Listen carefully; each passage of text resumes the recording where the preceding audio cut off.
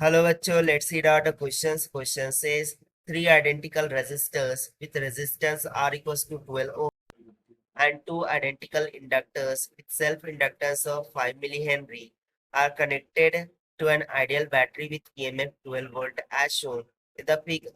The current through the battery long after the switch has been closed will be that dash amperes. So यहाँ पर simply में बोला जा रहा है कि एक इंडक्टर है, उसको रेजिस्टेंस के साथ सीरीज में जोड़ करके उसको पैरेलल में जोड़ा गया है आर से। फिर इस तरीके से इसको आर एल के एक सीरीज कॉम्बिनेशन से फाइनली पैरेलल में जोड़ा गया है विथ 12 वोल्ट सप्लाई से। सो हमें सिंपली करंट निकालना है through out the battery just after closing the switch, sorry, after a long time. Okay, after a long time जो भी करंट फ्लो हो रहा होगा थ्रू आउट द बैटरी वहां पे निकालना है। सो चलिए स्टार्ट करते हैं हम सॉल्यूशन से। But before of its, let's talk about the key concept which we are going to use here for this question. So since we remember that after after long time, an inductor behaves as circuited, यानी कि वो एक resistance less path की तरह work करेंगे। तो चलिए हम स्विच को क्या करते हैं, सबसे पहले तो कर देते हैं।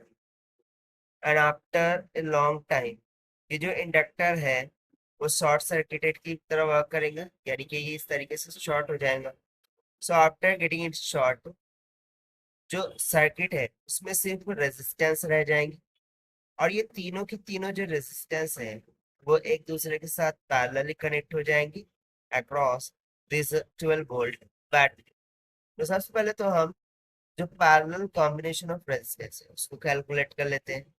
तो since we know that the formula R equivalent, this must be equals to R by N, जहां पर R रिप्रेजेंट करता है common resistance of parallelly connected resistance को and N indicating the number of resistance connected in parallel. So by using this formula we can calculate the R equivalent as R divided by कितनी resistance है 3, so that will be equals to, as per the question the resistance is given here 12 ohm, so ये हो जाएगा 12 ohm divided by 3, so 3 4 are 12, यानी कि equivalent resistance कितनी निकल के आ गई 4 ohms की। But as per the question after a long time हमें फाइंड क्या करना था, current flowing throughout the circuit।